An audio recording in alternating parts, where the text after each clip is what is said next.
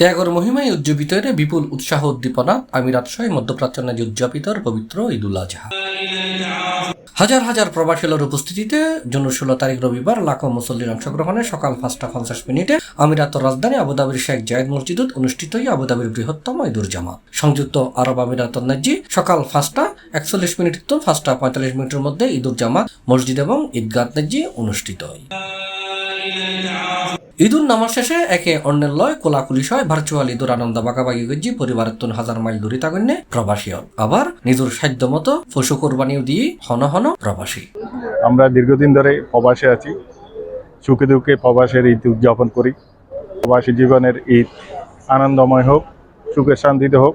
আমরা প্রবাসে আছি, কিন্তু আমরা অ্যাকচুয়ালি প্রবাসে আছি এরকম মনে হচ্ছে না। আমরা বাংলাদেশের মতন এখানে সবাই বন্ধু বান্ধব সবাই মিলে একসাথে ঈদ উদযাপন করতেছি। সকল বাংলাদেশিকে ঈদের শুভেচ্ছা।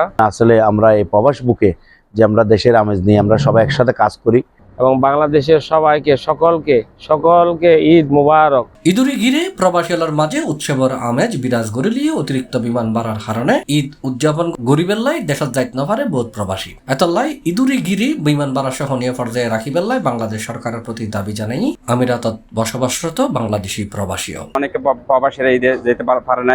মাঝে মাঝে আমরা দেশে যাওয়ার জন্য চেষ্টা করেও বাংলাদেশ বিমানের টিকিটের উচ্চ মূল্যের জন্য অনেক প্রবাসী ঈদুল ফিতর এবং ঈদুল আজহাতে অংশগ্রহণ করতে পারে না।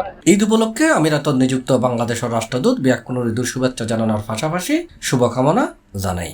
ঈদের এই উৎসব উপলক্ষে বাংলাদেশ দূতাবাসের পক্ষ থেকে ব্যক্তিগতভাবে আমার পক্ষ থেকে আপনাদের সকলকে জানাই আন্তরিক শুভেচ্ছা। ঈদ মোবারক।